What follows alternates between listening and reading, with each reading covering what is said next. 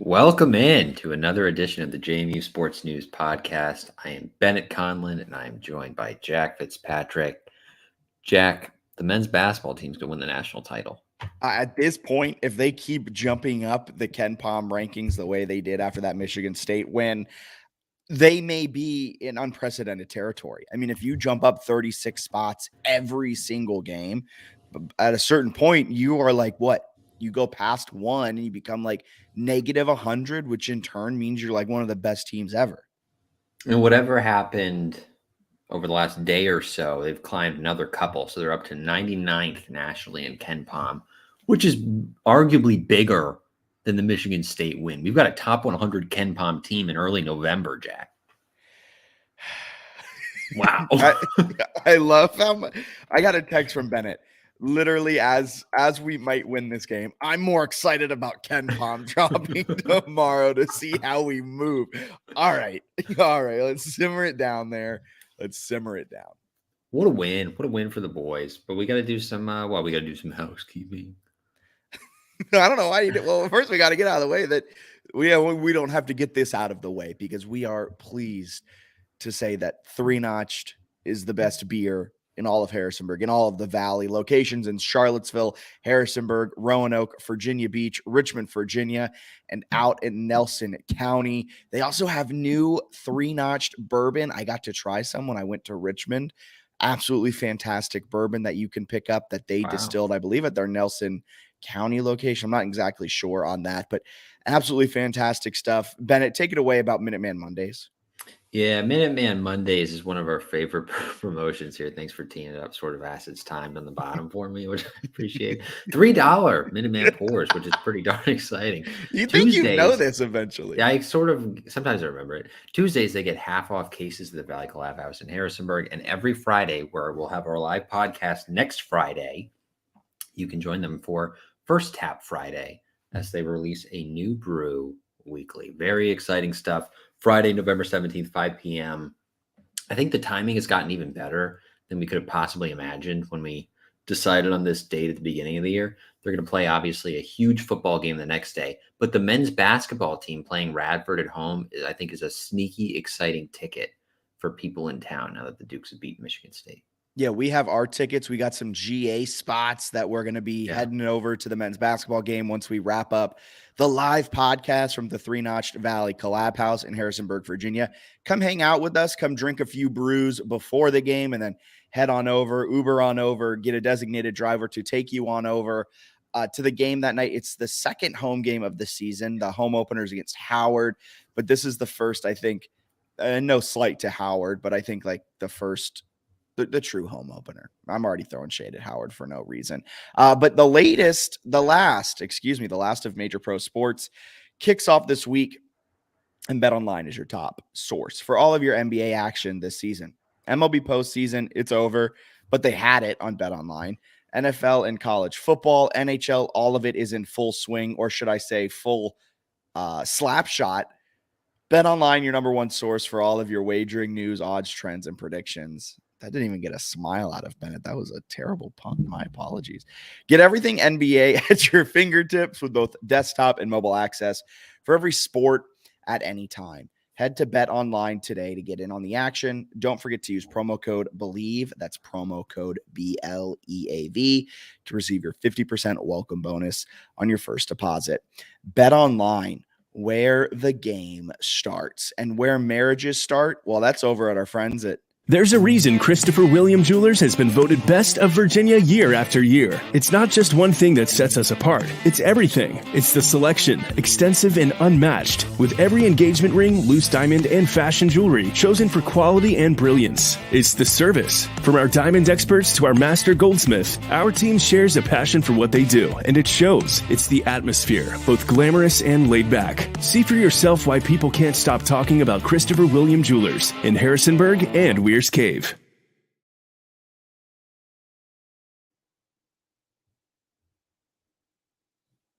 You're muted.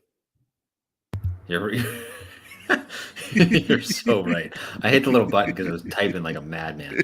I was saying this is maybe, well, I was saying to myself, this is maybe the most excited I've been for a podcast ever. We were heavily debating doing it on Monday, maybe yesterday. We decided to stick with our normal time. There's a lot of ways we can start this podcast. We can go football heavy to start and then backload it with arguably the biggest win in program history at the end. We can start with JMU taking down Michigan State. Look, I laid out an outline, but I'll let you pilot this aircraft as we go on a trip destined for Shenandoah Valley Regional Airport. Maybe we start basketball.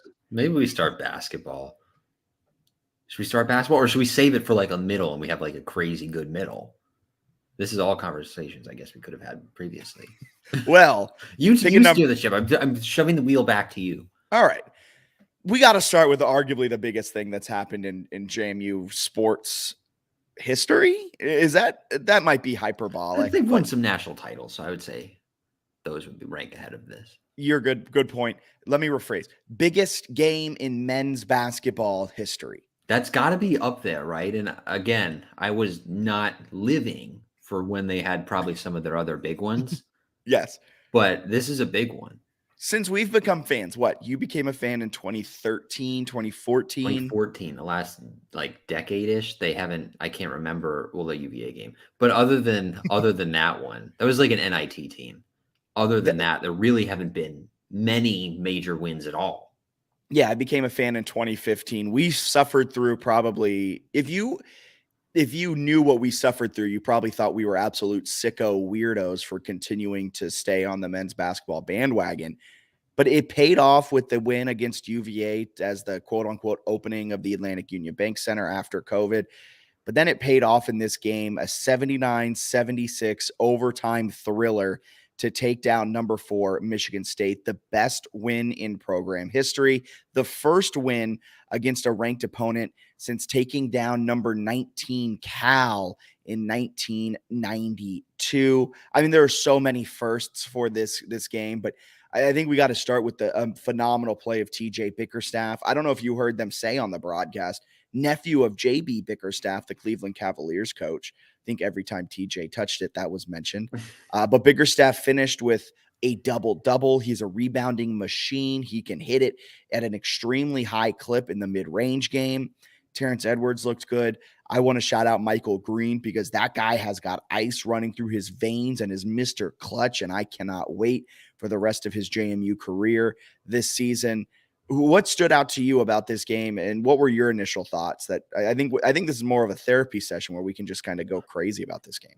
I mean, to have unskilled, herky-jerky Terrence Edwards take down super athlete Cohen Carr and the Spartans is unbelievable. Wait, before you keep going, sorry to interrupt. Did you notice who didn't close out fast enough on Raekwon Horton on the game winner? Was that Carr? That's funny. It was Carr. It's well, he also had one where they're like, he's a super athlete, and he had like a reverse layup where he like flew through the air and just like missed rim. And it was like he's probably still figuring some stuff out. But anyway, and then the stuff about I hated the broadcast, so that was part of what like the longer the game went on and the more the broadcast was like Michigan State's gonna figure it out. It's like we're in overtime. Like, I don't think there's a figuring it out. Like JMU's in this game and has a chance to win. So that sort of added to the win as a fan of the sort of Big Ten bias. And some of that was overblown a little bit, like after the game. when like somebody would analyze the result and be like, wow, it's a tough loss for Michigan State. And they're like, no credit for the Dukes. Michigan State's like a bigger national college basketball story if you're like a national pundit. So some of that I would, was maybe a little bit of an overreaction. Can we talk about Andy Katz, though, at the halftime show where he was just like, Michigan State's already thinking about how they're going to beat Duke next week. And it's just like, Andy, they are in the, like, you're watching, maybe this might be the biggest upset of the season when you're talking about it from a money line perspective. The Dukes were plus 1,100 to pull off that upset. It's a big time upset. And I was just impressed by the fact that they kind of looked like they belonged. It wasn't one where like JMU shot like 70% from three and just had this crazy shooting night. They didn't shoot it very well. Michigan State didn't either, but they played really well defensively, which I thought gave them a nice chance to pull the upset and find a way to get the win against a Michigan State team that tends to be a lot better in March than they are in November. But I still think it was an impressive win against a really well-known program, right? Tom Izzo is one of the best coaches in the country, as Jack's given me the floor just to ramble as I please. But Michigan State's one of the better teams in the country. Coming into the game, 13th in KenPom, number 4 in the AP poll. This is a team that last year didn't have really their best season, Michigan State, but they did win 21 games and made the Sweet 16. I feel like that's the thing that Michigan State does. Even when they have down years, they find ways to put together really good, strong NCAA tournament runs and put themselves in position come March to be a dangerous NCAA tournament team. And I think that's sort of where this win is going to carry weight for JMU, as Michigan State is notorious for getting better as seasons go on, under Tom Izzo improving and being dangerous late in the year, where I think this is one that we're going to look back at this in March. And I don't know if JMU is going to have an at-large case in March, but I think the Dukes are going to be able to point to this and look at it as a pretty significant victory, a pretty gigantic win, that if they do have an at-large case, it's big. If they have sort of an NIT at-large case, it's also pretty big there. Huge win. But they also have to rebound pretty quickly, which I think will be an interesting thing. And as Jack comes back on at some point here, we'll be able to chat a little bit about the Michigan State win and sort of what it means. Says Google Chrome has crashed, folks. That's the text we get. He was maybe as choppy as you could be. There he is. Thank you. Well, while you were gone, I was just saying that Michigan State tends to get better as seasons go on. And this is a win that I think has a chance to look really, really good in March. I don't know if JMU is going to have like an at-large case, but even if they're sort of scrapping for like an NIT berth, I think this win is going to carry a lot of weight, and they don't have a game like it the rest of the way. So it was huge that they got the win. This is awesome. Trivia question from Ross OR11 watching on YouTube. Who coached the 1992 ranked team that JMU beat? It was Cal. It was Cal. Why is he important? Who was it? Cal. Jason Kidd was the point guard. Jason Kidd injured a rib during the game. I don't know who their coach was. Ross, if you're still watching after whatever technical difficulties just happened, please comment who the coach was and why he was important, because I have no idea who was coaching Cal in 1992. Don't know. But heck of a win. So what stood out to you? Now that I'm back and after all of that craziness, I think my Google Chrome crashed because I was trying to pull open the box score. And I think Google Chrome's run by a bunch of Michigan State fans. And so they purposely crashed it. That win, it was really awesome to see the transfers make that type of immediate impact. And the announcers kept talking about how this team lacks any sort of chemistry and all of this stuff because there are just a bunch of transfers that came together. I was shocked kind of with the announcers in that case that they were able to play such a good game in that way. They shot poorly from the field. They shot poorly from behind the arc. Noah Friedel, Julian Wooden, two of the better shooters on the team, were in foul trouble. Everyone else stepped up and played a major role. Terrence Edwards wasn't necessarily balling out the way you'd expect in terms of scoring points, but he was facilitating the ball well, wasn't turning it over at a high clip. TJ Biggerstaff, I said, kind of previewing it, was absolutely electric throughout the game, and he's showing why he was such a big transfer portal pickup. But the way that every single transfer made an impact, small or large, whether it was Bickerstaff, whether it was Green, whether it was Allen, whether it was Raekwon Horton hitting the essentially game winner. Like, everyone pitched in a little bit that was part of this transfer class that was supposed to really bring JMU to that next level. The reason this JMU team was picked to win the Sun Belt, and to see it kind of come together against a Michigan State team that's led by this huge aura that every single player who plays him is scared to go against, in Tyson Walker. I mean, I don't know if you heard the announcers say it, but the JMU was in awe. They shouldn't have talked to him. They said that when Terrence Edwards really spoke words to him, that was a mistake. And it just goes to show that, you got to play the full 40. What a stupid thing to say. You don't want to poke the bear of a guy who started his career in the CAA. At Northeastern, not even like a good CAA school. But no, all in all, just like seeing everyone come together, and it wasn't a good game by any means. There was foul trouble, bad shooting, there was turnovers at inopportune times. Yeah. But at the end of the day, they handed Michigan State its first home loss in the month of November since 1986. I believe they were 73-0 heading into this game at home in November. Just maybe that was under Tom Izzo, if the years are working out.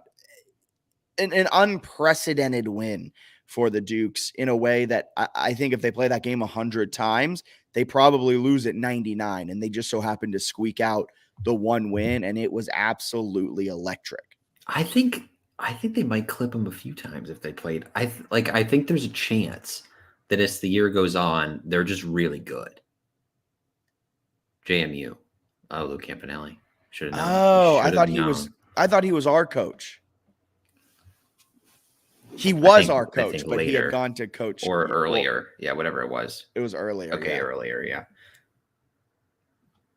That's some great insights. Just have Ross in the pod, and I can just go to bed. Sure, it is 7:22. What do you mean? No, but it's a nice win. I think they're going to be really, really good. JMU, I think JMU could be dangerous. Where it's one where I don't like if JMU plays another team like Michigan State in the NCAA tournament. If they get there, I wouldn't be shocked if they had another kind of game like this. Like, they might just be dogs. That was my initial overreaction from this as I'm watching it, but before it was even decided that we had won the game. But when we were going into overtime, or they had only built up like a 6-point lead at most, and JMU was matching Michigan State blow for blow, and it was looking absolutely electric. My overreaction was that they were going to win the Sun Belt. And now after they won, my overreaction is that they're a Sweet 16 team. They could be really dangerous. The other thing is, they kind of got hosed on a lot of calls. Not all the calls. No. I don't want to hear it from you, Mr. Referee apologist. I got texts from Bennett as the game's going on. These actually are foul calls. We're just fouling a whole lot. Some of them were. Some of them they were hacking. Defend yourself. Clearly. Some of them they were hacking very clearly. There were a lot of others that were not fouls, and others where a guy would drive the lane for JMU, have contact that was similar to Michigan State's, and it wasn't called. But combined, there were 53 fouls, 32 of them on JMU, which is just insanity. How many fouls if you didn't, so they played 11 guys, everyone who played had a foul, which is awesome. Xavier Brown ended up getting one. He grabbed one. He grabbed just one foul. But even Roberson played 5 minutes. He got himself 2. He wanted to get his money's worth. He would step on the court and immediately get one. Shout out Jalen Carey too, while we're on underclassmen big men. He's gonna be good. He's gonna be really good. He's super physical, which I love. I like what they've done. He's also very large. Oh, he's huge. He's like 6'8", 245. His hands are the biggest I've ever seen.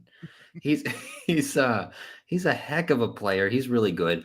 I don't know. 11 deep is crazy, and kind of used almost all 11. 10 guys played at least 10 minutes. I love Byington and the non-conference where he's just like, you know what? All the bench, everyone play.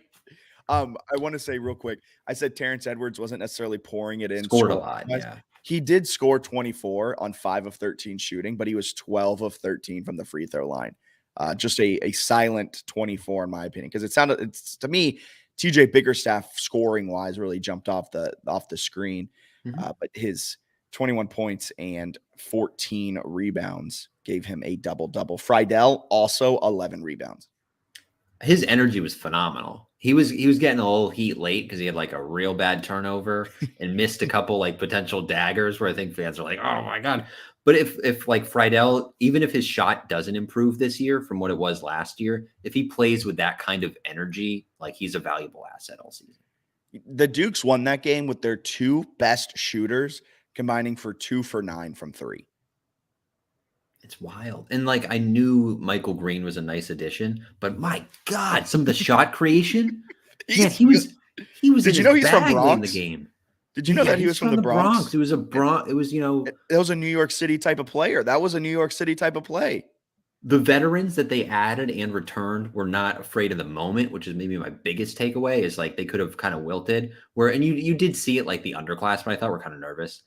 Carey had a couple plays where he looked a little nervous and then kind of settled in. I thought Quincy Allen looked super athletic, but also looked pretty nervous. Like he had a couple plays where he just seemed like he wasn't maybe quite ready for that stage, but should get better as the year goes on. And then sort of the same with Brown. I thought there were a couple spots where he was like chucking from half court or something. It was like, whoa. He's a very good point guard when he's playing under control. There were times Xavier Brown checked into the game and he literally heaved it the second it touched his hands. And it was just like, okay, didn't need to take that shot. But I'm really excited about Randleman from just a facilitator, old guy that can kind of steady the floor, mixed in with Michael Green, mixed in with Xavier Brown. I think the backcourt's going to be electric. I think the front court is going to be really good. I'm standing by it. They tip off against Kent State, I believe, tomorrow night. We're recording on Wednesday, so Thursday at 7 p.m. at Kent State, a team that is on a 22-game home win streak. But as you saw against the Michigan State Spartans, JMU doesn't really care about win streaks. If they win that one, should they be ranked? No. I would rank them.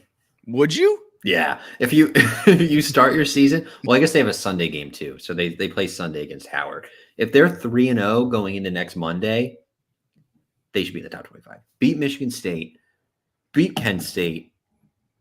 Has a team ever gone from 136 in KenPom preseason to a top 25 ranking? I know they're two different metrics. But I know College of Charleston was chilling like in the 70s in KenPom when they got in the top 25 last year.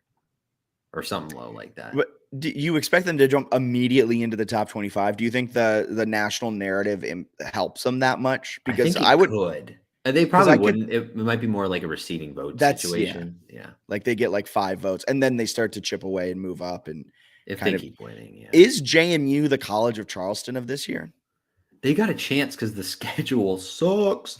Like they should win a lot of games. Even if they lose to Kent State, they should win a gazillion games this year. I mean, they've got so many winnable games, including in the Sun Belt. And there were some ugly Sun Belt scores on Monday. What about South Alabama losing to NAIA Mobile?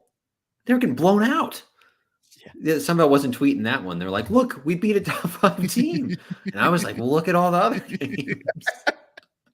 You remember Carlo? Oh my God. You remember the Carlo team we played 2 seasons ago? Yeah.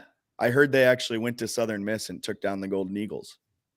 Is that true? No. But you believed it. I believed it. That's how bad. I guess Southern Miss is supposed to be okay. So maybe they'll be fun. Maybe they'll be a little feisty. But I don't know. The Dukes are exciting through one game. So give me, to wrap up this segment, give me your expectation, your overreaction after this 1 game sample size. Yeah, I mean, I'd like to see them make a Final Four. Okay. I think I think the overreaction is that they're going to win NCAA tournament like a game or 2. Yeah. Because it's still hard to get there. Like it's still so hard because the schedule sucks, right? So like people are like, this could be an at-large. Like, yeah, if they win out, basically, like they're gonna. Well, no, they have to beat Kent State. They can maybe drop 1 or 2 in conference play, but like they have to win almost all their. Yeah. On the road.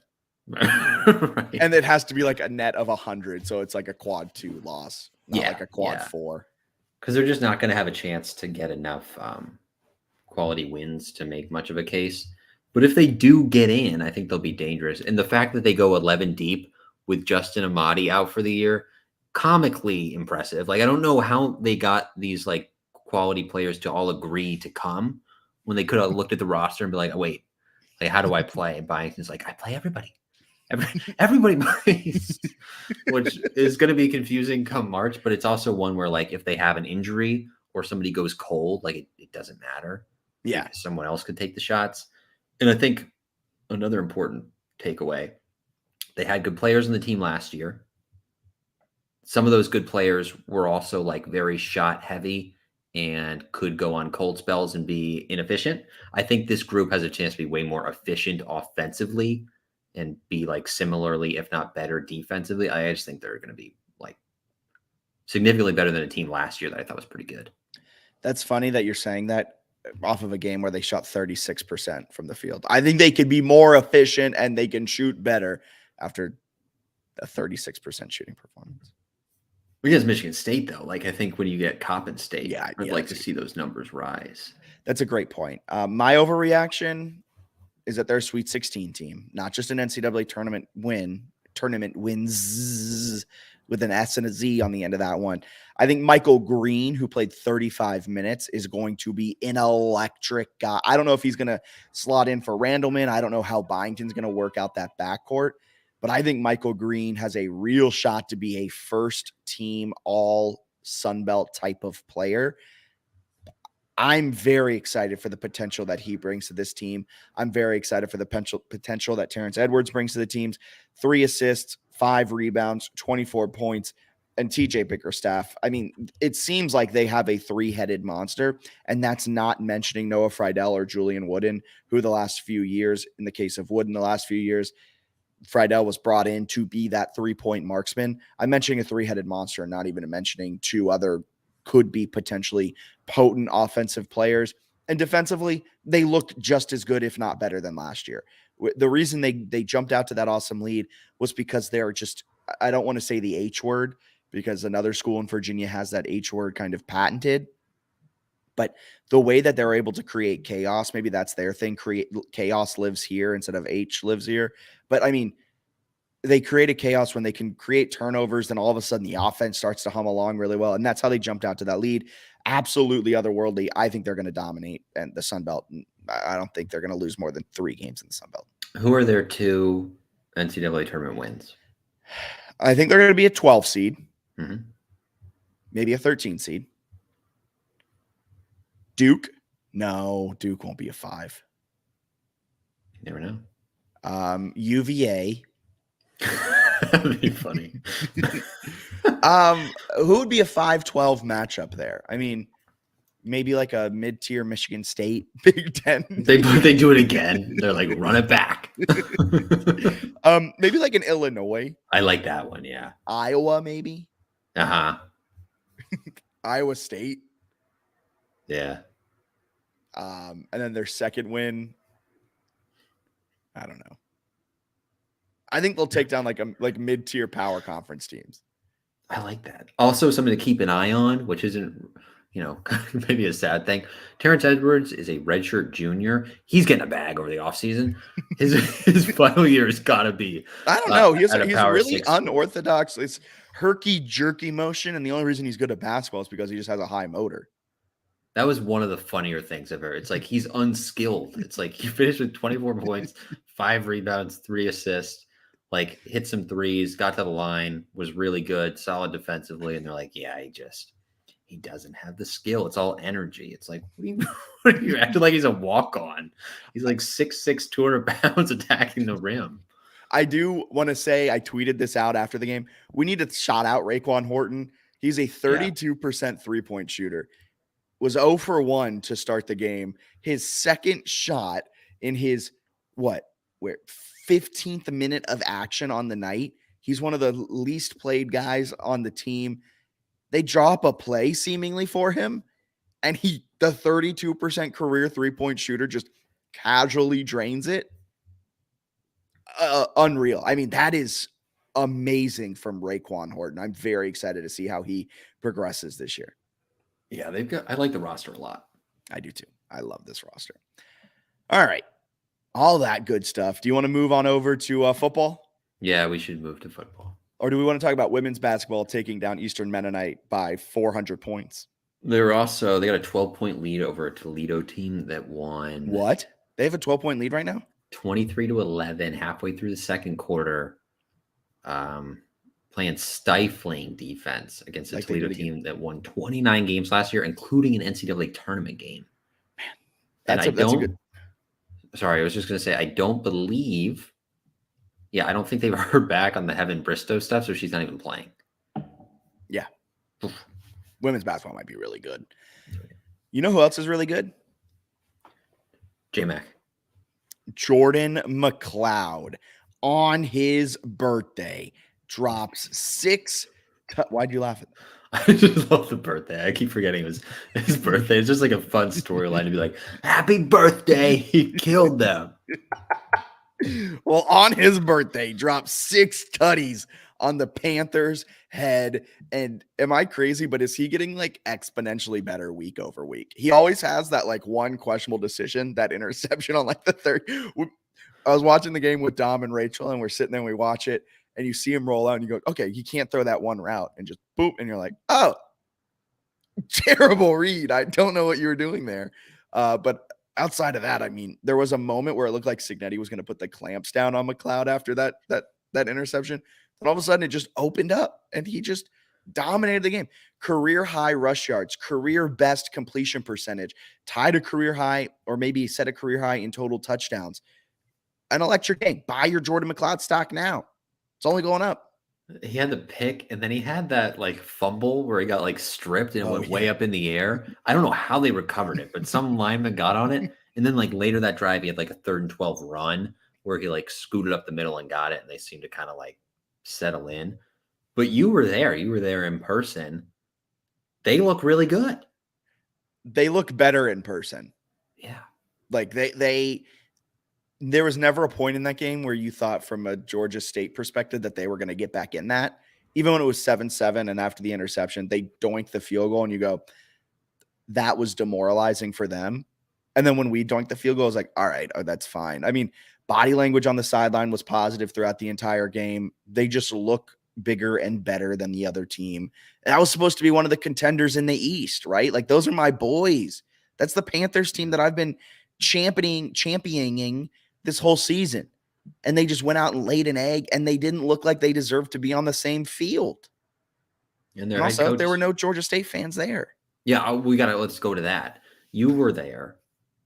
From the images we could see on like social media, they appeared to have truly no one there. But what was the JMU turnout like? I heard a rumor that was also their homecoming game. Let me fact check this. That sounds horrible. Vibes. JMU definitely were louder. Now, like from a pure numbers perspective, I don't know if like from a pure numbers perspective, they outnumbered Georgia State, but from being into the game, being involved in the game, tailgating, everything, JMU dominated. There was more purple in that stadium than blue. I've never been in a stadium like that before. From the fact that it was the old Braves Stadium, it's where they had Olympics or something like that, to the Atlanta Braves of baseball, mind you. That was an MLB stadium that they retrofitted to fit a football team. I've never been in a stadium like that before. I've never been in a stadium with no fans before. I've never been in a stadium that promotes that they have 50,000 students to have 5 of them show up. It's bad. Homecoming was on October 14th, so maybe it was a pseudo homecoming of sorts. Okay, then that rumor was very wrong, and I just didn't bother to fact check it. Well, I'll give them their flowers there. I love Sean Elliott after the game being like, they just beat the crap out of us. I do love Sean Elliott. He is a great coach. He says it won't happen again. Good thing for JMU. They don't play Georgia State again because I believe him. They do play LSU in 2 weeks, so I thought that was a bold take to be like, we're not going to get beat up front again. It's like, oh, check your schedule. Are you sure? But no, what a crazy, dominant win. They've looked unbelievably good since the bye week. And the part that kind of was wild is they stink on third downs. They were great on third downs. They can't run the ball. They ran the ball. They're fixed. They're back. I mean, the ODU game, everyone was freaking out of. And I came on this podcast. I want to pat myself on the back here. I came on this podcast and I said, I don't think that was as bad of a game as people are making out to be. I don't think that was JMU losing it. I think that was ODU rising to the challenge and playing an extremely good football game. What are you laughing about? I was laughing that you're like I was one of the people who was like, what happened? But then I crunched the numbers. I figured it out. And there are different teams since the bye week. They pass more than they run it. They pass more than they run it specifically on first down. They have an extremely good early down EPA, a great early down success rate. And that all came to fruition against Georgia State. They had a 61% success rate. That's in the 99th percentile. Absolutely fantastic. They had a 64% third down success rate. They had 7.44 yards per dropback. And the craziest thing, they didn't do it with a lot of explosive plays. How this team was kind of created, especially pre-bye week, was a lot of explosive plays, a lot of plays that would go for 20 yards or more and result in a big-time touchdown. They only had 5% of their plays do that in the 16th percentile.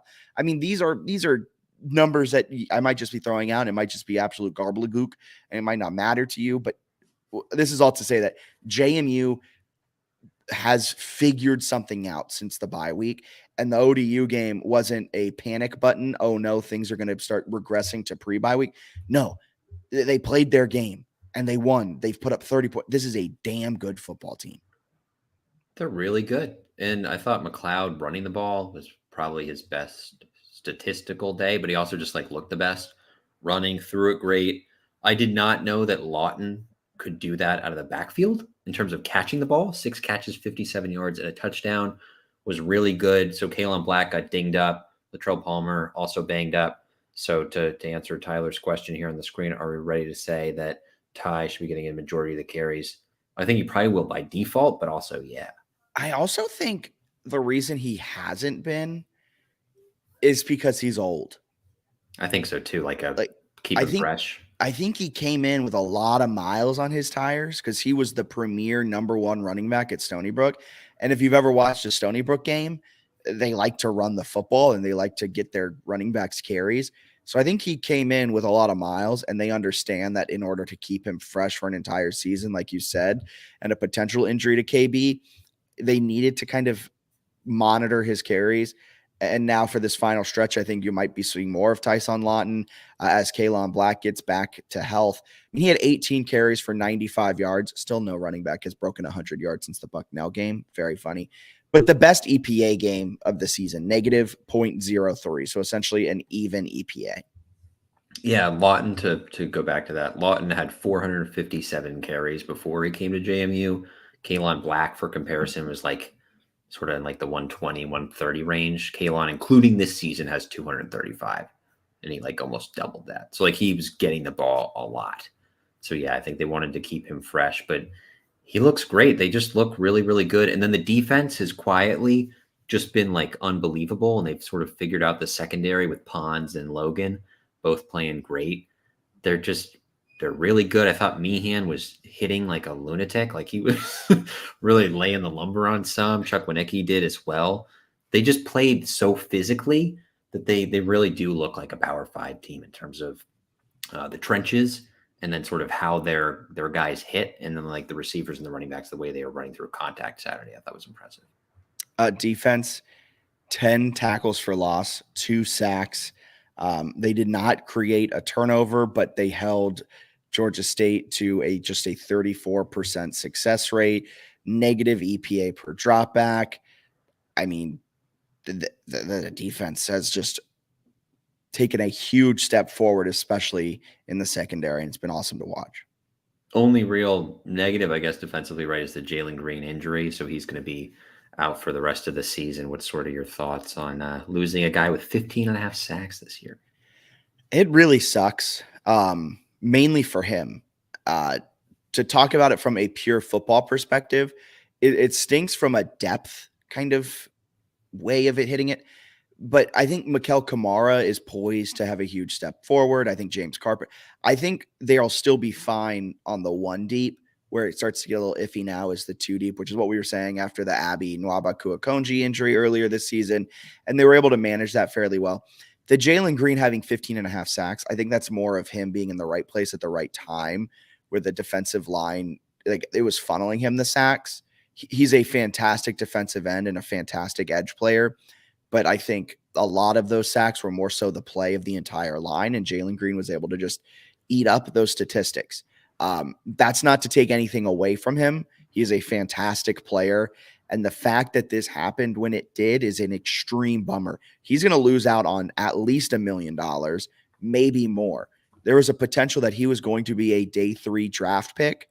And this is all projection. This is all just complete what ifs. But it was a strong what if that some NFL team, if he tested well, would take a flyer on him in the later rounds, which would give him a good amount of money. Now assuming it's a torn ACL, he went back and rewatched the injury. Assuming it's a torn ACL, that's about an 8 to 12 month full recovery process.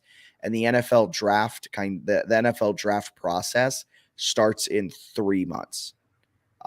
So he's going to be signed most likely as an undrafted free agent. Maybe he gets stashed on an IR. Maybe his rehab goes exceptionally well, kind of like Aaron Rodgers with his Achilles. Maybe he's going to listen to dolphin sex noises like Aaron Rodgers is doing to heal his Achilles. I don't really know, but it really sets him behind the 8 ball, and it is an extreme bummer for Jalen Green. Yeah, it stinks. Kind of agree with you where I think they'll probably be all right, but he was doing well, and in his one-on-ones, he had some really great pass rush moves where he wins it, he gets the sack, right? And there's some great stuff all season. Had the pick 6, just a really special year. And then I guess with his other injury and the way that timed out, he doesn't get the COVID year because he already sort of used the COVID year. Which is kind of stupid. That seems pretty dumb. I don't really get that, to be honest with you. So it makes the timing even worse because, as you mentioned, like if he's recovered by next November, like is an NFL team gonna? I don't know exactly what their patience level is, right, with a undrafted or late round pick to be fully healthy and how that impacts their roster or practice squad or whatever.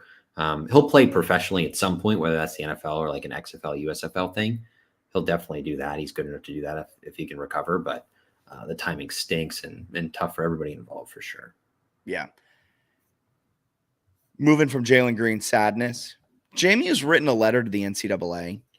What does this mean, Bennett? You were just on the phone with the College Football Playoff Committee. The entire committee. The whole committee, not just the spokesperson. They put you on speaker. Boo Corrigan and Bill Hancock were like, "Hello, sir," and I was like, "Who is this?" A College Football Playoff Committee spokesperson you sat down, talked with. JMU's written this letter. Does this change anything? No, just to be very clear, because it got kind of confusing on the internet. They are still ineligible for bowl games with the caveat that if there aren't enough 6-6 teams, they can play in a bowl game. That's probably going to happen. The not enough 6-6 teams based on like most bowl projections and people who understand math more than me. Sounds like there's going to be some open spots. So that's exciting. But the thing that JMU fans are sort of interested in, right, is playing in a New Year's 6 bowl game, which you need to be eligible for the postseason. To be clear, like you have to be eligible before the 6-win nonsense happens to have a chance to play in a New Year's 6 game and be ranked by the College Football Playoff Committee. So that has not changed from what we talked about a couple of weeks ago. There was some like vague press conference stuff that some fans had taken and been like, are they changing their minds? No, like very explicitly no. So they can't play in a New Year's 6 unless they get a waiver. I do think JMU writing the letter and actually like the school itself, the administration itself, pushing for another look at this, plus some of the lawsuit stuff. I could see it getting changed. I don't expect it to get changed. I would be surprised, but I think it has maybe a better chance of happening than it did like a week or two ago. Yeah. The Sun Belt chiming in huge.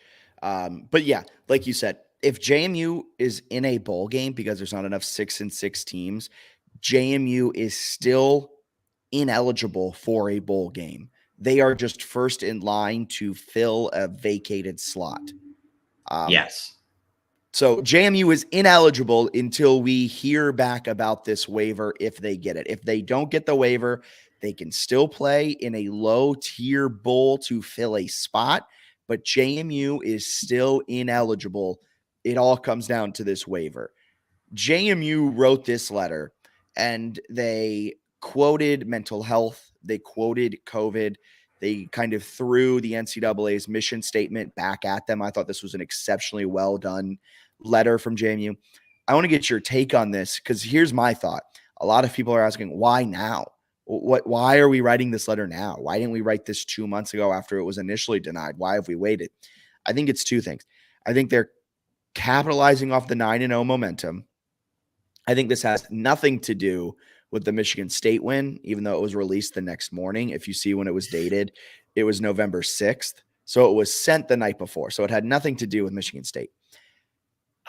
The shade they threw at Michigan in there, the Wolverines, I think they're using that too to their advantage, because in the letter they essentially said, how can you let Michigan play in a postseason for breaking these rules allegedly, and you punish us for following every rule perfectly?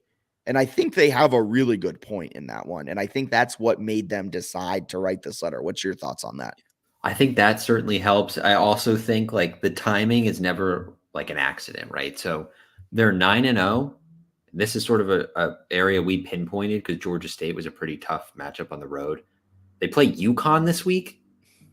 Like, if there's ever a week to have a lot of distractions circling the team where maybe they don't play their best, no offense to UConn, it's UConn week, right? They suck. They're so bad. So, like, if you're going to, like, have this floated out there and be a big talking point, now is the time. And then they're also very much in the New Year's Six conversation, where if they could be ranked by the playoff committee, I think there's a good chance they're ahead of Tulane. They're not in the AP poll. I think they're one spot behind in the AP poll. But the committee does a really good job. I think they're better than the AP poll. They take a much closer look at things. They look at resumes in much more detail, and they would take a closer look here given the New Year's Six sort of implication of the group of 5 teams. And I think JMU has a stronger case in terms of strength of record, the fact they're undefeated, where Tulane has a loss. I know it's to Ole Miss, but I think JMU's resume is better. So that's part of it too.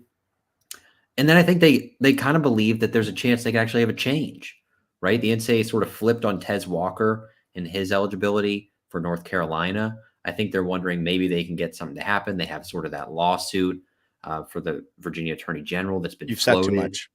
Maybe it'll happen, right? I have a civil litigation team, please. No, it won't happen. The elections were today and yesterday. But according to what we've heard, they're going to push it after. It's not happening.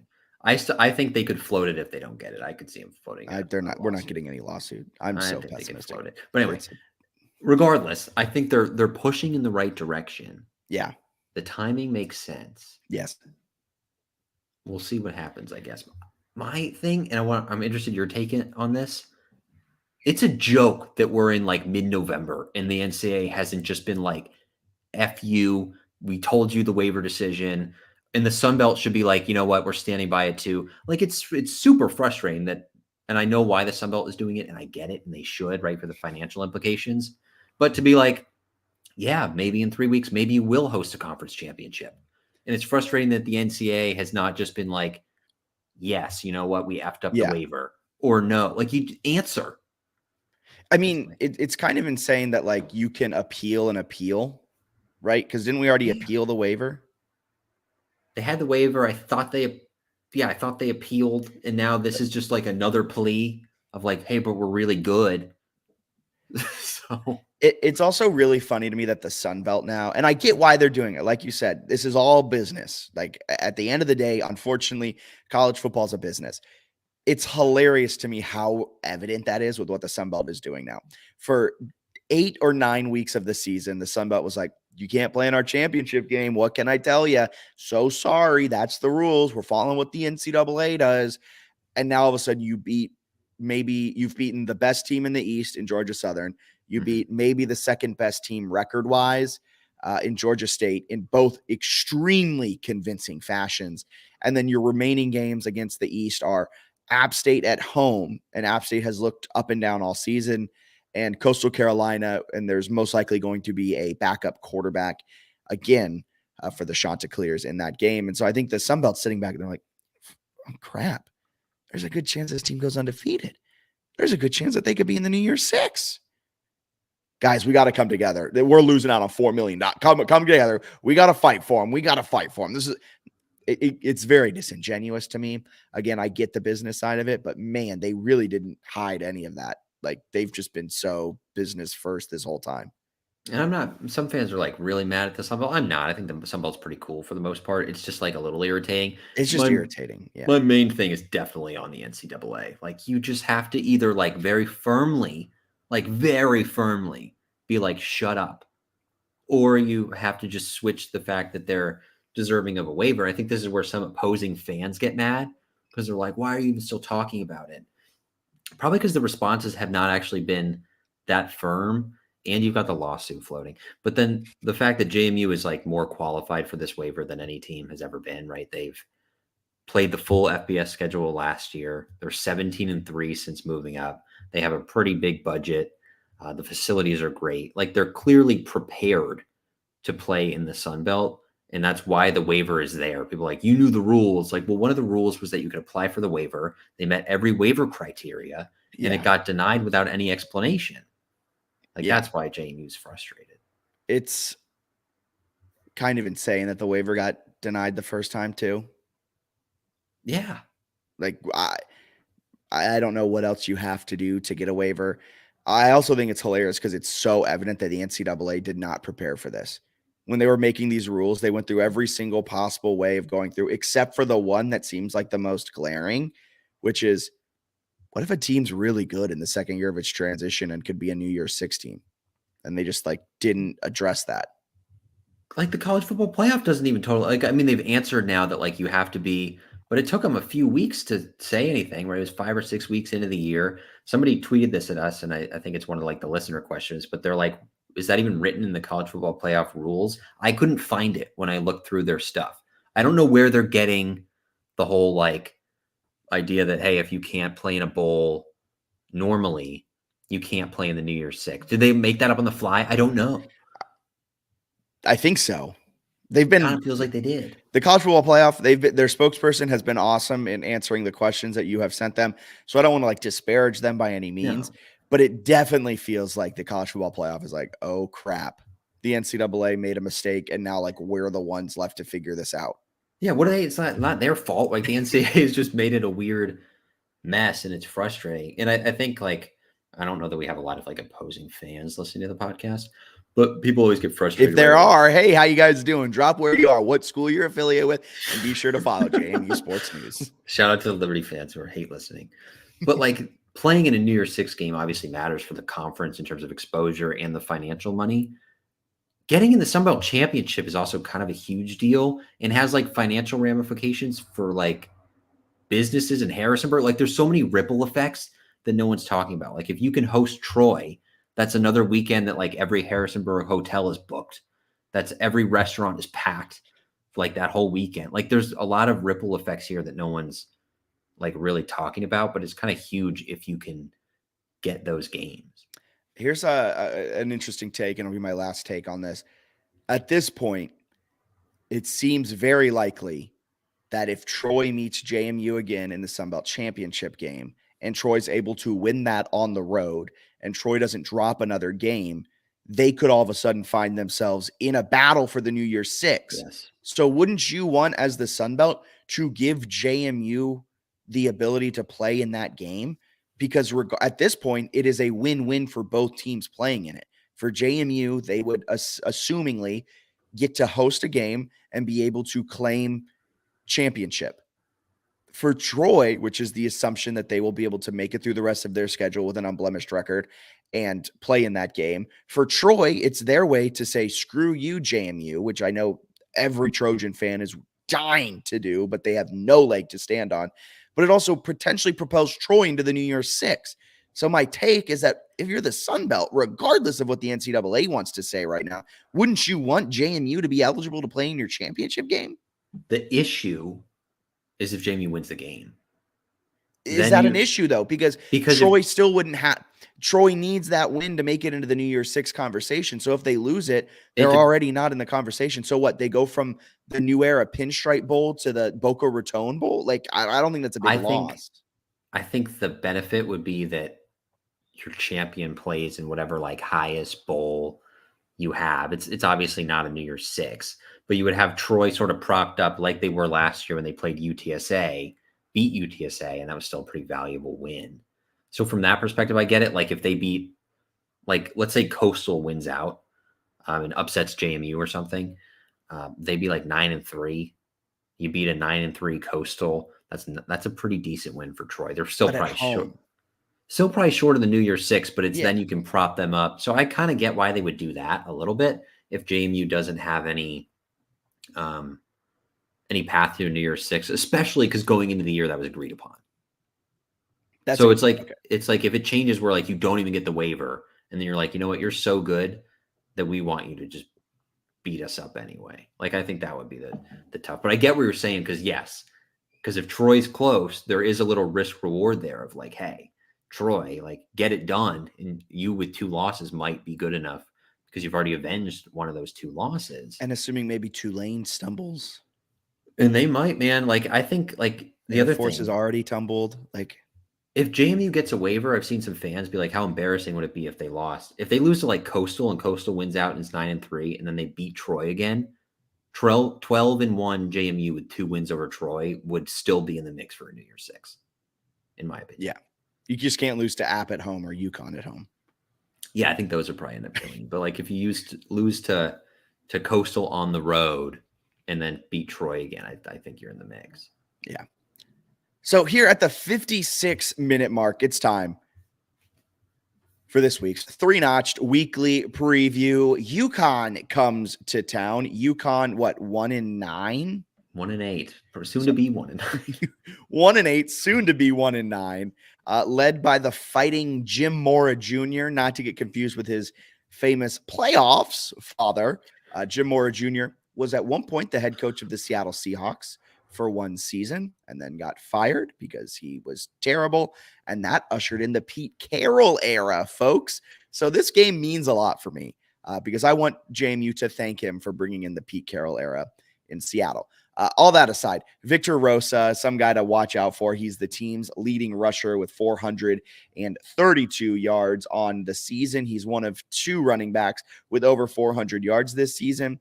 And Taquan Roberson is their quarterback. He's completing a pass on 58% of his attempts, thrown for about 1,500 yards, 8 touchdowns to 5 interceptions. Defensively, the Huskies, they are led by Jackson Mitchell, who leads the team with 89 tackles. And Price Yates has 3.5 sacks, leading all UConn players. Bennett wrote an awesome article earlier this week over on JMUsportsnews.com previewing this matchup. If you want the too long didn't read, take it away, Bennett. Yeah, UConn's not very good. Is kind of my too long didn't read. They've got a lot of flaws, including in the secondary where they're not the best. Rosa, good running back. You mentioned him dealing with an ankle injury. So last week he was limited against Tennessee. We'll see how much he can play.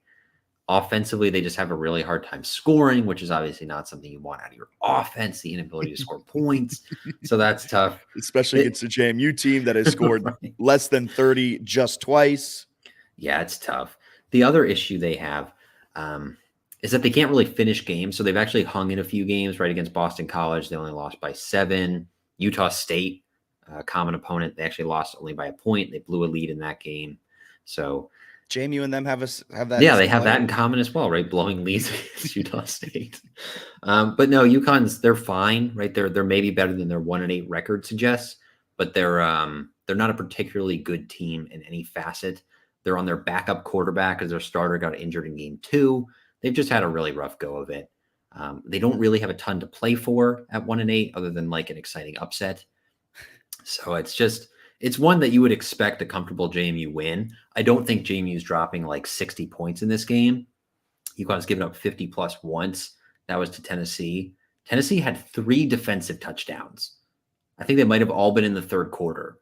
Pretty disastrous quarter for the Huskies. So they've got some flaws, but they're probably going to I don't want to say they'll keep it competitive necessarily, but it's not one where you'd expect like an FCS, like a 70-7 kind of score. It's one, I think, that if JMU wins by, and the spread's like 25-ish points, if JMU wins this one like 31-10 or something, that's sort of in the ballpark of what you could expect. If they do blow them out, it's just sort of signals that JMU is continuing to play at a really high level. Awesome. Look forward to it. Kick is 2 p.m. ESPN+. That brings us to everyone's favorite segment, News or Snooze, presented by Christopher William Jewelers. Bennett will give me 3 brilliant quotes, much like the brilliance of the diamonds at Christopher William Jewelers, and I'll say if they're newsworthy or snoozeworthy. Are you ready? Yes. All right. Hit me. Kurt Signetti, first quote. I don't watch many basketball games on TV, but I was locked in the second half of this one. He's referring to JMU men's basketball beating Michigan State. They wanted it more, and they played their best basketball at the end. But there's a reason that the nation, we've caught their attention, and it's because of leadership and long-term planning that produces results. Snoozeworthy. Snoozeworthy. It's awesome that he was tuned in watching it, but man, did that just sound like a pre-manufactured PR quote that was put in front of him by the communications department. It does. I do love, though, his shout out for watching it. And I think fair points, though, that Jeff Bourne set them up pretty well across sports right now. Oh, Jeff Bourne's done a fantastic job. We can rave about Bourne all day and all night. But man, was I hoping for a little bit more from head coach Kurt Signetti there about watching the game and said, I don't normally watch college basketball, but when I do, it's the Dukes taking down number 4 Michigan State.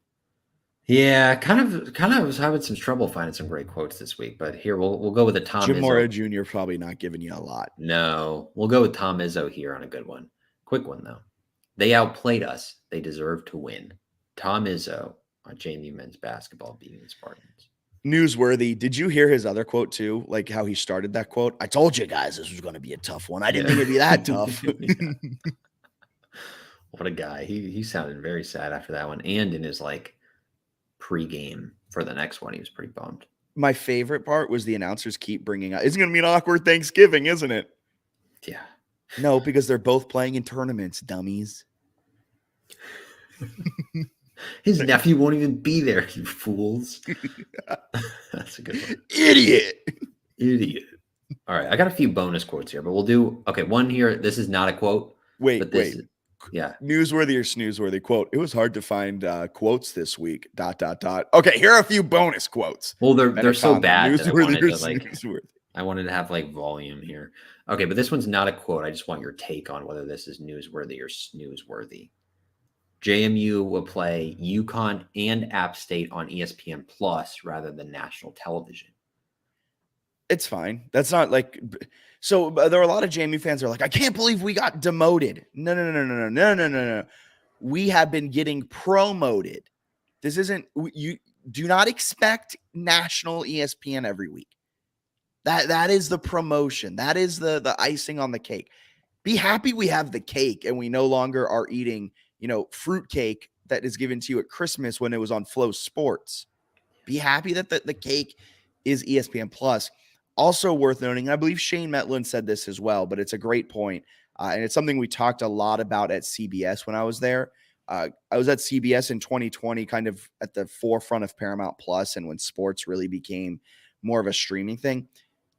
You pick and choose what games are on streaming, not because of the ability of it to draw a crowd, or I guess lack of ability to draw a crowd, but rather for the ability to draw a crowd. JMU App State is a great game. It would live very well on ESPN2 with a noon kickoff. It would do well it would put up probably pretty good numbers on ESPNU with a 3:30 kickoff or whatever it may be. But it also will put up really good numbers at 2 p.m. on ESPN Plus, potentially driving a spike in subscriptions in the city of Harrisonburg, Virginia, or Boone, North Carolina. They're doing it as a audience acquisition measure, I think, more so than a demotion. I agree completely. All right, bonus quotes. He's a guy. He's a young guy. He's fast, scrappy. He can go. He trusts himself. We trust him. This is my guy, Chauncey Logan, talking about my other guy, D'Angelo Pons. Is the quote that great? I don't know, but I wanted to talk about Chauncey Logan and D'Angelo Pons. They had a great game. They have really stepped up big time over these last few weeks. Chauncey Logan has looked every part of the Heisman candidate. You hyped him up to be in the offseason. There were some low points for Chauncey Logan. He had that sophomore slump, but his play has really taken a step forward, as has D'Angelo Pons. So claps to you for having that cornerback, defensive back eye for talent, Bennett Conlon. Did you listen to Chauncey Logan's press conference? I haven't yet, no. It's 5 minutes. He's awesome. He's awesome with the media. Did a great job. and had some like funny descriptions of stuff. Like I guess he used to live in Rhode Island and then also Mississippi, and then eventually ended up in Salem, Virginia. And they asked him why, and it was like for family reasons, where they picked the middle of Rhode Island and Mississippi for like travel to like reach other family. He was like, it's not a 24-hour drive anymore, so it's good. I was like, I love this guy. He's the best. Okay, last bonus one. This one's not pretty good. This is from Kurt Signetti, referring to sort of the waiver stuff and then the team having to play. The president's doing his job. Jeff's doing his job. I got to do my job. They got to do their job, because you got to be able to control what you can control. That's a good quote. Yeah. That's a good quote. Put that on a throw pillow. A lot of jobs to do. A lot of jobs to do when you're trying to get a waiver. A lot of jobs. For what it's worth, JMU is still ineligible, folks. I thought that was pretty well said, though, overall, where it's like they're doing what they got to do with the waiver, and we got to keep winning football games. And if it all sort of comes together magically, he didn't add that part, but I did. I'm laughing at what you put for our next thing. Next up, everyone's second favorite topic, everyone's second favorite segment. It's time for the Sun Belt Weekly Pick'em. Bennett's the leader. So you ready to do this week's? What happened last week? What happened in last week's? Was I perfect? Did I erase my gigantic deficit? Bennett had a perfect week and went from being down 2 to up 2. You were probably close to perfect, though. How did you do? No, I wasn't. All right, shut up. What a week. Do I have to pick first now? Is that how it's going to go? We can rotate kind of how we've been doing. All right. Southern Miss Louisiana. I'm going with the Raging Cajuns. Yeah, I also like Louisiana here on a Thursday game that maybe before the season seemed like it would have been fun, but is less fun now. 1 second. I gotta write this down. For all of our podcast listeners, Bennett is doing a little hokey dance. ODU Liberty. Liberty's a 13.5-point favorite. I've wagered a responsible amount of money on ODU. With Bet Online. Use promo code BELIEVE, promo code BLEAV. I also wagered a responsible sum of money on ODU money line. And I'm taking the Monarchs to win, mostly out of spite in the fact that I think Liberty is a fraud. If Liberty wins this one and covers, I'm going to have to admit that they actually have a pretty solid football team. So that'd be frustrating. It's really annoying because I'm going to take ODU here. But like, if I didn't have morals, I would go Liberty. But the fact that they're not just a church with a football team, I can never pick Liberty. They're a fraud of a school. They don't deserve to have a charter. They're an absolute joke to the educational system in America. And the Flames need to be extinguished this weekend by the Monarchs. Screw Liberty. App State, Georgia State. Sean Elliott told me his team would never look like fools again. I'm not going to doubt him. So I'm going to take Georgia State to beat App State. You know, a wise man once told me that Sean Clark is now coaching for his job. He figured it out the last couple weeks. They won 2 in a row. Somebody told him. I'm going to pick Georgia State here because I think Sean Elliott has understood that he's coaching for his job week in and week out. Troy, ULM. Troy. Troy, the one positive about not getting the waiver would be not playing Troy again because they're terrifying. They're a wagon, baby. They are a wagon. Troy wins this one comfortably. They're a 21.5-point favorite. Do they cover that on the road against the Warhawks? Probably. I don't know if ULM's going to score. Wouldn't it be funny if ULM becomes the highest scoring team against Troy? Put up like 35. They 17. Is that it? In Sunbelt play? Troy in Sunbelt play, the most points they've allowed, I believe, was 16 to JMU. I keep forgetting that Texas State couldn't score on them either. It's insane. Yeah. Texas State, Coastal Carolina, 2 teams vying for their postseason lives. Texas State can't lose again, and they need Troy to stumble twice. Yeah. If I was going to watch one Sunbelt game this weekend, I think it would be this one. I'm going Texas State. Okay, I'll go Coastal. I think it's going to be a quality game. Coastal's quietly won, I think, 4 in a row. Yeah, and Texas State is a 1-point favorite on the road. Yeah. Arkansas State, South Alabama. Don't look now, but Butch Jones has the Red Wolves vying for bowl eligibility after crying on the sidelines just a few short weeks ago. You think he'll cry if they clinch a bowl? Probably. He seems like a crier. I respect it. Probably. How does South Alabama have a worse record than Arkansas State? They're objectively so much better at football. I'm going to take They're South not, though. I don't think they are anymore. I think they are. I'm going to take them. They're a big old favorite here. I think they've been getting just, bad luck this year. It's a bad luck year for them. Chalk it up to bad luck. I'm going to go Arkansas State. I think they're figuring stuff out. That'd be sweet. South Alabama is a 12-point favorite, so the fact that I'm picking a double-digit dog on the money line just straight up does worry me. Georgia Southern at Marshall. So earlier, just like 4 or 5 weeks ago, I was thinking, is Huff going to leave Marshall soon? Is Huff gone soon? Thinking that he was going to get another job at a P5. Since thinking that, Marshall is now 1-4 in Sun Belt play, sub 500, fighting for bowl eligibility. They're a 2.5-point home underdog against the Clay Helton-led Georgia Southern not Golden Eagles. They're just the Eagles. Georgia Southern Eagles. I'm going to go Georgia Southern here. Yeah, me too. Marshall has 1 offensive touchdown over the last 3 weeks. That's bad. Yeah, that's not good. I can tell you that much. Not good at all. So that's this week's Sun Belt. Oh, you're skipping the boys. All right, one second. If UConn beats JMU, it is going to be the funniest thing for JMU fans. We're talking like New Year's 6. We completely overlooked this game. You know what this game kind of reminds me of? Remember JMU Elon in the season that we were on the podcast proclaiming that we were like, this is the best JMU team ever. And then Kurt Signani Bridgeforth snapped like our 25-game home win streak. JMU wins, but it does kind of have that feeling where we just like, screw this team. Yeah, I think JMU wins too, but it would be funny. I think it would be kind of funny, to be honest with you. I would be crying, and then maybe like 48 hours later, I'd find the humor in it. But, all right. That was this week's Sunbelt Weekly Pick'em. We already did men's basketball. We've done women's basketball. Toledo game is currently happening. A score update, but it doesn't matter for our listeners who are listening to this after the game concludes. Do want to take a moment to shout out that women's soccer got an at-large bid in the NCAA tournament. Absolutely massive for the women's soccer program. That goes along with men's soccer taking down the #1 team in the country on the road against UCF. I mean, it's just been an absolutely otherworldly 8 days for JMU with everything happening across that athletic department.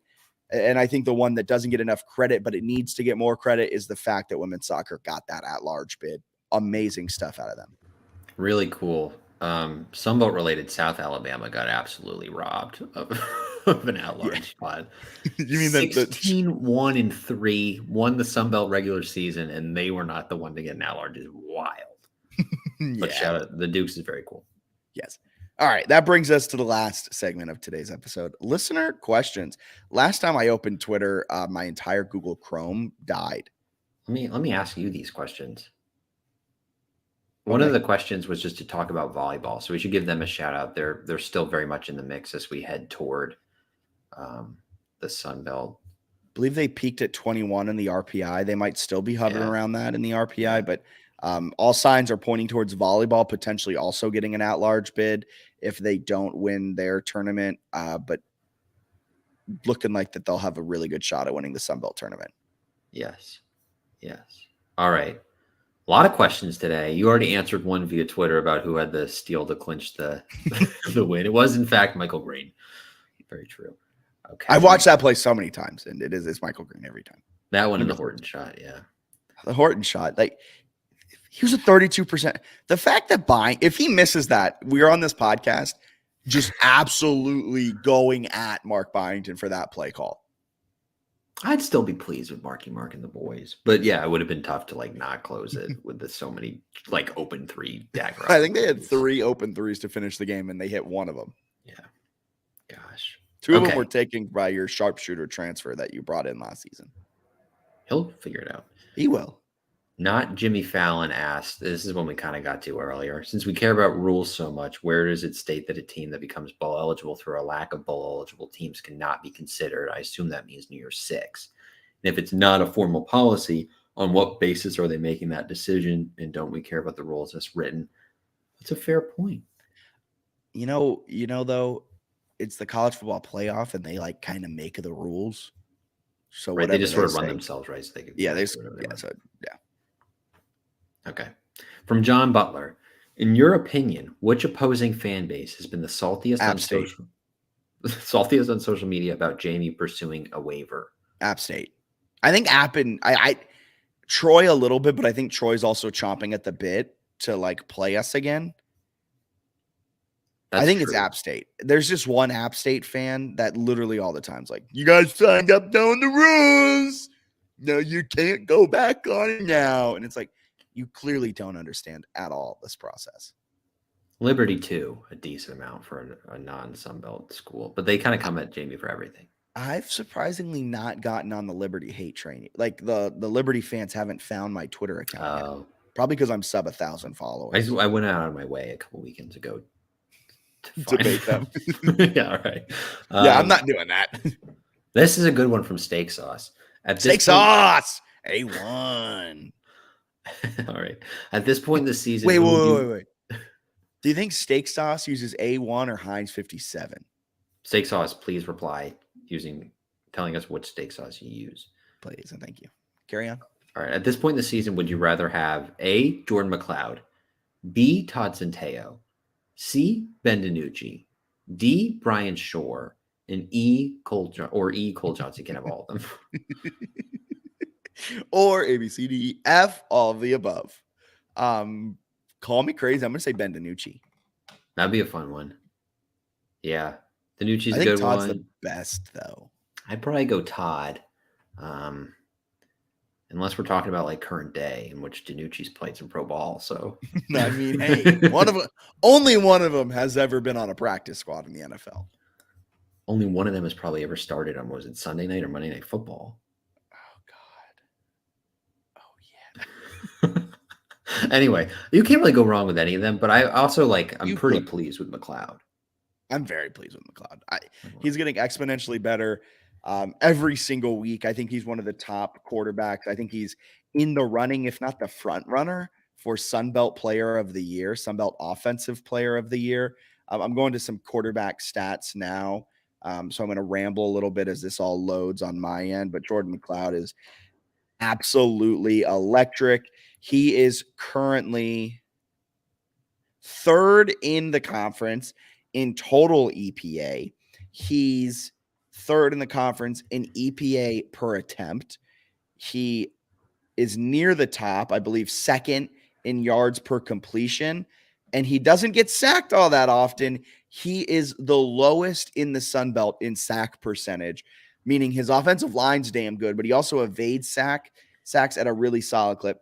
It also helps that he gets pressured the third least in the Sun Belt, 28%. But I mean, overall, he is just one of the best quarterbacks. And I don't think it's particularly close. Yeah, and with McCall sort of out of the mix, it gives him a good chance. Here's a question for you. Mm-hmm. Who has the best EPA per attempt in the entire Sun Belt? Jordan McLeod's third. Finley? Finley is 1, 2, 3, 4, sixth. Best EPA per play. It's gonna be something stupid. It's gonna be like Gunnar Watson. Gunnar Watson is fifth. Granger is eighth. I have no idea. Joey Aguilar, he's a baller. So of the top three, two of them started the season as the backup, McLeod and Aguilar. Wow. Who's two? Jalen Rayner, the quarterback for Arkansas State. Hilariously, he leads the Sun Belt by 2 full yards in average depth of target. Guess what his average depth of target is? Is he their quarterback? He has 177 attempts. Who is this? He's the only quarterback listed for Arkansas State, Jalen Rayner. Okay. I really know nothing about that team.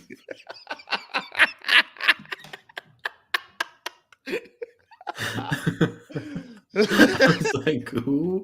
At first, I thought you said Jalen Rager. I was like, that's a receiver. TCU bust in the NFL. All right. Whatever. That makes me think EPA per play is busted. You got Aguilar and Jalen Rayner up there. Okay. From Daniel Merriman. No. What was his average depth of target? Oh, you asked me to guess something? I just thought it was high. Is 12 yards. Yes, that's insane. That is insane. All right. Now moving on to Daniel Merriman. If JMU men's and women's basketball make postseason noise, does JMU have a case for the best athletic department in all of mid-major D1? Great caveat there. I saw some people saying JMU had a better athletic department than Virginia. No. No. The caveat makes it, I think they have a shot. I'm trying to think of who has a great football program and basketball program at the mid-major level in the FBS. San Diego State in previous years, they kind of suck in football is usually a good one, right? Because basketball, what they played in the championship game last year for men. Yeah. And they're women and they play good soccer and other sports. What a terrible, they're in the Final Four, but what a terrible game that was. Yeah, we hate them. Well, not what game was it? FAU San Diego State, right? Yeah, I don't even remember that one. That was the championship was bad. UConn San Diego State wasn't close, I don't think. So was San Diego State FAU in the Final Four, and it was the worst basketball game I've ever watched in my life. That was a close one, though. It might have. Yeah, but it was just like 45 it was to 50. Yeah, and it was right, like, you're right. This is college basketball. All right, we have a lot of questions. But so I think so. I think they have a genuine case, and I would say, but with my bias, that they would be the best athletic department in the mid majors. Villanova might have a case though, but they're FCS. Yeah, women's team slowly squandering this basketball lead. It's 43-43 in the fourth quarter. Okay. From Grant Horan. How much cake do we end up having on our face if the NCAA somehow approves the newest waiver request and we then lose one of the final 3 games? A lot. I don't think it's like any. Well, it would be a little. Like opposing fans would definitely like dunk on. I think it is because now we're involved. I think because JMU is now involved. I still think though, if you lose only one of the final 3, you still play in the Sun Belt title. So like you still would have given yourself the Sun Belt title, and then maybe even one loss. I still think one loss JMU, assuming the loss isn't to UConn, I think they could still maybe be in the mix with a little. I think you got a piece of cake on your face though. I don't think with a little cream cheese frosting. Maybe a little. I don't think it's that much though. But I don't know. What are they supposed to do? They're supposed to just lay down and be like, "Oh no, we aren't worthy." If James Madison taught us anything, it is to stand up to tyranny, and that is what we're doing. The NCAA is a modern day King George. I think that was the king at the time, and we're standing up to tyranny. Nay, not the Federalist Papers. Instead, the Bourne and Alger Papers. This is going to go down in history. Okay. Alex, 022975 birthday.